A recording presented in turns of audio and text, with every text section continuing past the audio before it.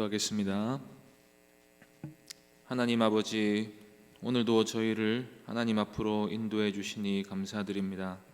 하나님을 사랑하고 하나님과 동행하고 하나님의 뜻을 따라 살아갈 수 있도록 이 시간 은혜로 저희를 충만하게 하여 주옵소서. 주 예수 그리스도의 이름으로 기도하옵나이다. 아멘. 찬송가 516장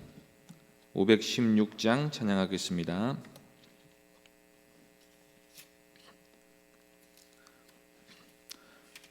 찬송가 516장입니다.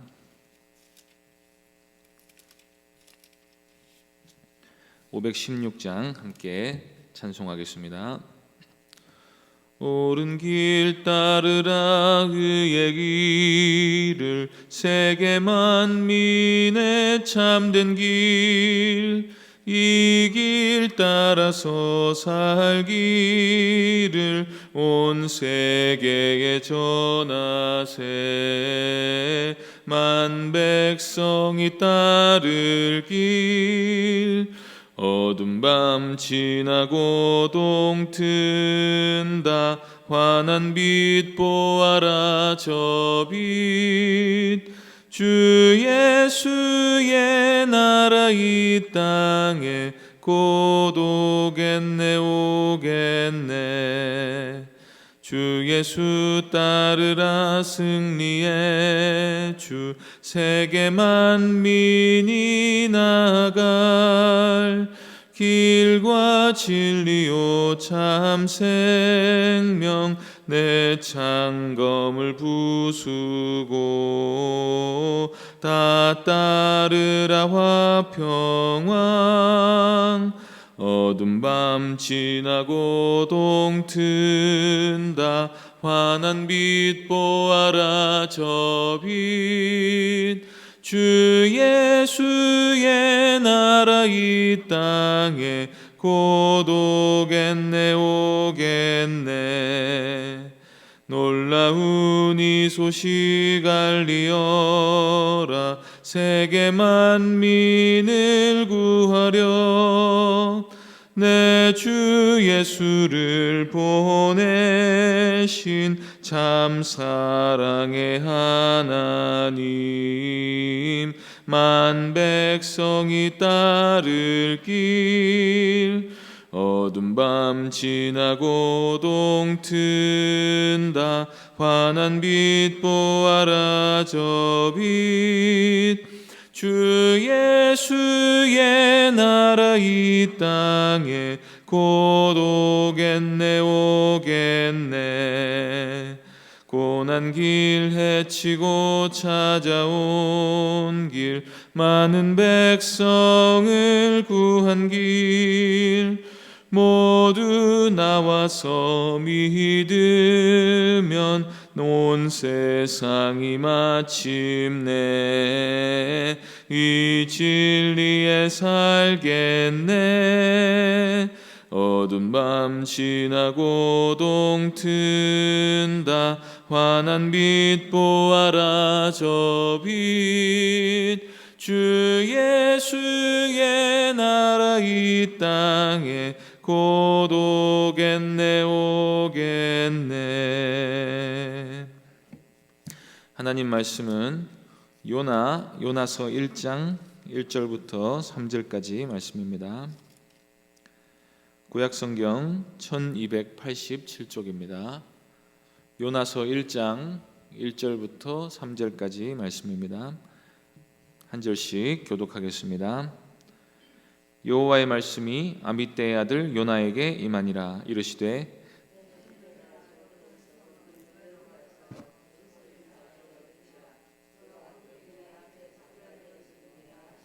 함께 읽겠습니다. 그러나 요나가 여호와의 얼굴을 피하려고 일어나 다시스로 도망하려 하여 욥바로 내려갔더니 마침 다시스로 가는 배를 만난지라. 여호와의 얼굴을 피하여 그들과 함께 다시스로 가려고 배삭을 주고 배에 올랐더라. 아멘.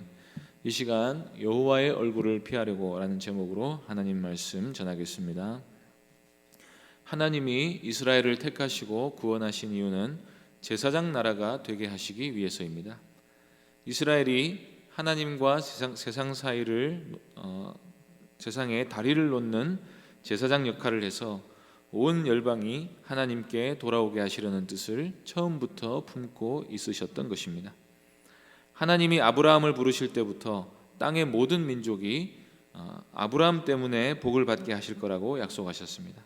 하나님의 관심은 처음부터 온 세상을 하나님께로 돌아오게 하려는 것이었습니다. 그런데 이스라엘은 하나님이 자신들을 온 세상 선교를 위해 부르셨다고 거의 인식하지 못하고 있었습니다. 뿐만 아니라 하나님이 이스라엘만 사랑하시고 이방 나라는 미워한다고 믿고 있었습니다. 그런 의미에서 요나는 완고하고 자기중심적이고 심지어 불순종하면서도 하나님께 불평하는 전형적인 이스라엘의 민족성을 보여주는 인물입니다. 하나님은 이스라엘을 택하셔서 온 세상에 구원의 은혜를 베풀고 싶으셨는데 이스라엘은 자기도 믿지 않고 열방도 믿지 못하도록 만들고 있었습니다. 예수님께서 서기관들과 바리새인들을 비난하면서 사람들 앞에서 천국 문을 닫아놓고 너희도 들어가지 않고 들어가려 하는 자도 막는다고 말씀하신 것과 똑같은 모습인 것입니다. 요나서는 이런 이스라엘 백성들의 완고한 마음과 잘못된 시각을 교정하고 다시금 이스라엘이 하나님과 맺은 특별한 관계가 무엇인지를 상기시켜주는 책입니다. 요나서 바로 전에 오바댜서가 있습니다. 오바댜서는 에돔의 악행 때문에 하나님이 에돔을 철저히 진멸하신다는 말씀입니다. 유대인들이 오바댜서를 보면서 딱히 이 말씀을 반대할 마음은 없었을 것입니다. 오히려 손뼉을 치며 기뻐하는 사람들도 있었을 것입니다. 하나님이 온 세상을 공의롭게 심판하실 때 경건한 자기 백성을 돌보신다고 한다면 일단 이스라엘 백성인데다가 율법에 대한 열심을 품고 있는 사람들은 역시 하나님은 이스라엘의 하나님이시다. 그러니 율법도 없고 우상 숭배를 일삼는 이방 나라들은 심판의 대상이 될 수밖에 없다고 믿었을 것입니다. 그런데 바로 그 뒤에 이런 이스라엘 백성들의 생각을 꺾는 충격적인 말씀이 등장합니다. 이 요나서의 대상이 되는 니느웨라는 도시는 아수르의 수도입니다. 아수르는 굉장히 큰 나라였을 뿐 아니라 강포와 포악으로 유명한 이 대표적인 악한 나라였습니다. 니느웨는 아주 잔인하게 패전국을 다루는 것으로 유명했습니다. 북이스라엘도 니느웨 때문에 정말 많은 고생을 했습니다. 그런데 하나님이 선지자를 보내서 니느웨를 회개시켜야겠다는 계획을 세우십니다. 그리고 실제로 니느웨가 회개하자 하나님이 심판을 철회시키십니다. 그리고 하나님이 요나를 통해서 내가 이 민족의 사람들도 아끼신다고 말씀하십니다. 이게 어떻게 된 일입니까? 악하기로 따지면 에돔보다 니느웨가 10배는 더 악합니다. 그러면 에돔이 그 죄 때문에 흔적도 없이 사라질 정도라면 니느웨는 더 심하게 망해야 하지 않겠습니까? 게다가 북이스라엘의 이 저지른 니느웨의 만행은 우리나라가 일본의 만행 때문에 생긴 악감정처럼 이스라엘 사람들로 하여금 니느웨 하면 이를 갈게 만들었습니다. 그렇게 하나님의 백성들을 괴롭힌 민족이고 그러면 그런 나라가 망하게 된다면 이스라엘에게는 정말로 기쁜 소식일 텐데 하나님은 왜 니느웨에게 기회를 주려고 하십니까? 성경은 이렇게 우리의 편협한 시각으로 하나님께 대한 우리 생각이 한쪽으로 치우치는 것을 막습니다. 하나님은 온 세상 죄에 대해 그들의 행위대로 심판하시는 분이면서 동시에 그보다 더 깊은 곳에 세상을 향한 사랑과 긍휼의 마음을 품고 계신 분이십니다. 악인이라도 망하고 죽는 게 하나님의 뜻이 아니라 돌이켜 살기를 바라신다는 사실을 이 말씀을 통해 우리에게 알려주는 것입니다. 요나서는 우리에게 이런 하나님의 선하신 뜻과 선하신 성품을 이해하기를 요구하는 말씀입니다. 요나도 처음에는 이해하지를 못했습니다. 도무지 납득하기 어려웠습니다. 머리로는 하나님의 선하심에 대해 알고 있었지만 감정으로는 도무지 받아들일 수가 없었습니다. 그래서 하나님의 뜻에 대해 이 반감을 품습니다. 확인할 길은 없지만 어쩌면 요나의 가족 중에도 니느웨 때문에 죽임을 당한 사람이 있을 수 있습니다. 열왕기하 14장 25절에 보면 요나는 가드 헤벨 사람이라고 되어 있습니다. 가드 헤벨은 갈릴리 지역에서 나사렛 바로 윗동네에 해당하는 곳입니다. 북이스라엘에서도 북쪽 지방이니까 침략을 받을 가능성이 있습니다. 우리 가족을 죽인 살인자에게, 우리 민족을 괴롭힌 악한 나라에게 가서 복음을 전해서 구원의 기회를 준다는 게 얼마나 어려운 일이겠습니까? 하나님은 또 그 살인자를 용서하셔서 다시 새 삶을 주려고 하신다면 하나님께도 불편한 감정이 드는 게 인지상정이 아니겠습니까? 요나는 바로 그런 너무나도 평범한 죄인의 모습을 우리에게 보여주면서 말씀을 시작합니다. 하나님의 말씀이 선지자 요나에게 임했습니다. 요나는 북이스라엘에서 잘 알려진 선지자였습니다. 하나님이 요나 선지자를 통해서 북이스라엘의 영토가 다시 회복될 거라고 말씀하셨고 그대로 되었습니다. 구약 성경에서 선지자가 하나님의 말씀을 거역하는 일은 거의 없는 일입니다. 하나님의 뜻이 이해가 되지 않을 때 질문 몇 가지 하는 정도지 요나처럼 적극적으로 예언 사역을 피한 선지자는 거의 없었습니다. 하나님의 말씀에 가라 그러면 선지자들은 대부분 갔습니다.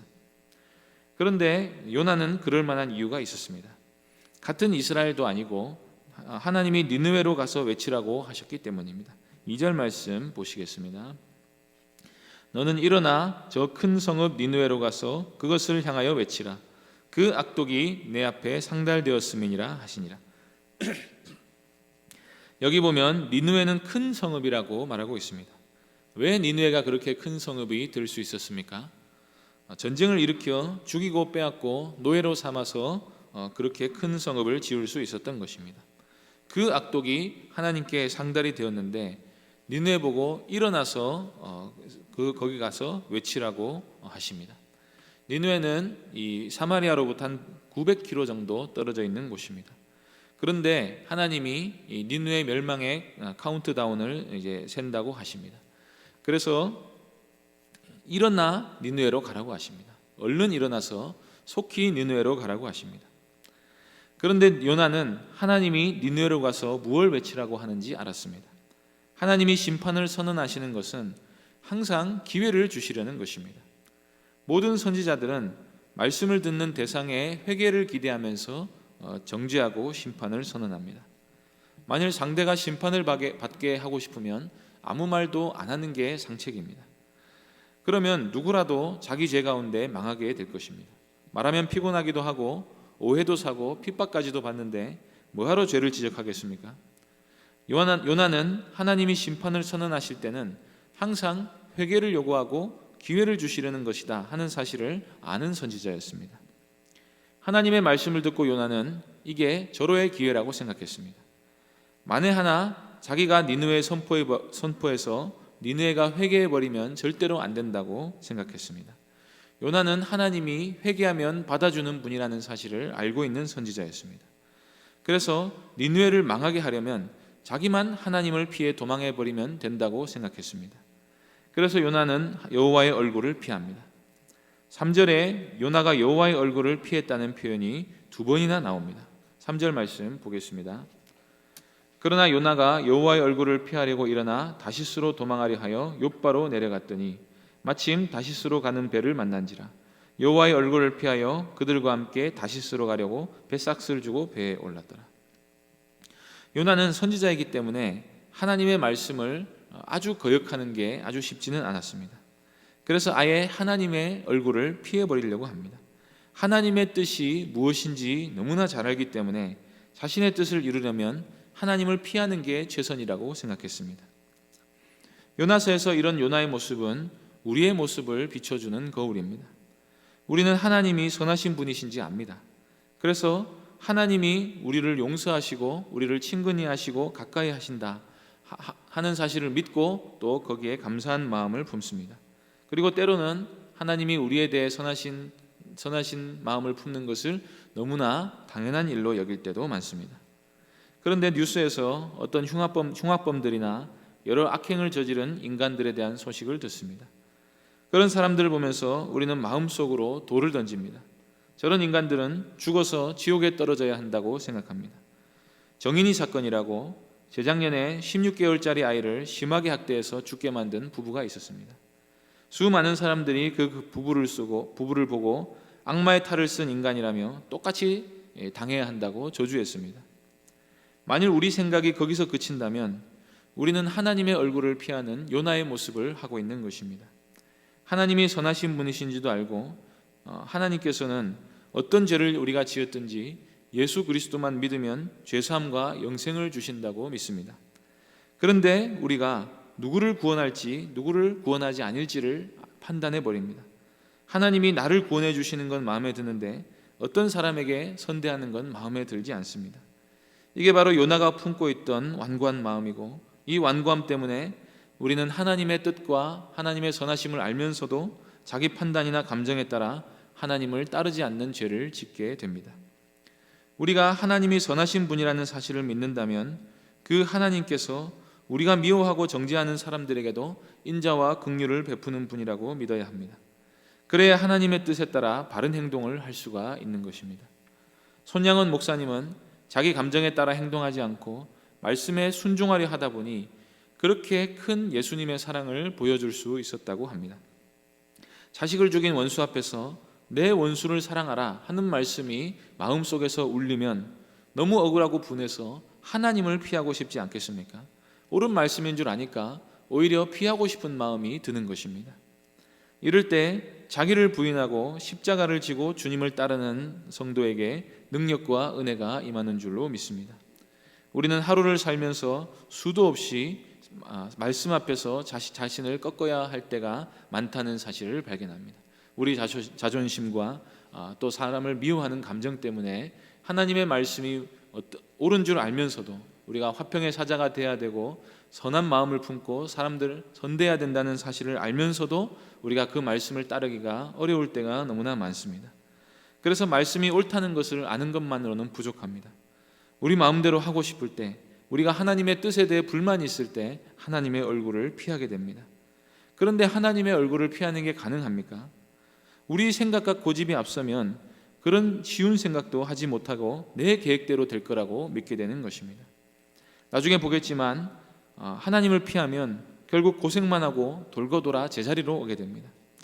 하나님이 원수를 사랑하시고 미워하는 자에게도 긍휼을 베푸는 분이라고 믿는다면 우리 역시도 하나님의 뜻을 따라 원수를 사랑하고 미움을 버리기 위해 애써야 합니다. 그러면 하나님이 우리를 더 좋은 길로 인도하셔서 우리로 하여금 평화의 사자가 되게 하시고 생명과 복을 전하는 전도자의 삶을 살게 해주실 줄로 믿습니다. 이 은혜를 기억하시고 우리 마음속에 있는 어떤 완고함을 버리고 하나님의 뜻을 따라 그 어떤 사람이라도 사랑할 수 있게 해달라고 간구하는 복된 성도님들 되시기를 바랍니다. 기도하겠습니다. 하나님 아버지, 요나서를 시작할 수 있도록 은혜를 베푸시니 감사합니다. 우리가 참 서로 사랑하고 원수까지도 사랑하는 사람인 걸로 생각할 때가 많지만 막상 우리의 감정이 앞서면 하나님의 뜻을 따르지 않고 하나님의 얼굴을 피하게 되는 죄인이라는 사실을 요나서를 통해서 발견하게 됩니다. 하나님 아버지, 저희를 참 하나님의 뜻을 따라 악인들도 품고 그를 위해 기도하는 선한 마음을 품는 그리스도를 닮는 마음을 품는 성도로 부르셨사오니 하나님이 이 은혜를 따라 우리 자신을 부인하고 자기 십자가를 지고 말씀에 순종하는 삶을 살아갈 수 있도록 은혜 베풀어 주옵소서. 주 예수 그리스도의 이름으로 기도하옵나이다. 아멘. 하늘에 계신 우리 아버지여, 이름이 거룩히 여김을 받으시오며 나라의 임하옵시며 뜻이 하늘에서 이룬 것 같이 땅에서도 이루어지이다. 오늘날 우리에게 일용할 양식을 주옵시고 우리가 우리에게 죄 지은 자를 사하여 준 것 같이 우리 죄를 사하여 주옵시고 우리를 시험에 들게 하지 마옵시고 다만 악에서 구하옵소서. 대개 나라와 권세와 영광이 아버지께 영원히 있사옵나이다. 아멘. 이 시간 말씀을 기억하며 우리 자신을 부인하고 말씀에 순종하며 살아갈 수 있도록 해달라고 기도하시고 교회당 건축을 위해 기도해 주시고 병중에 있는 여러 성도들을 위해 기도해 주시고 개인적으로 기도하시기 바랍니다.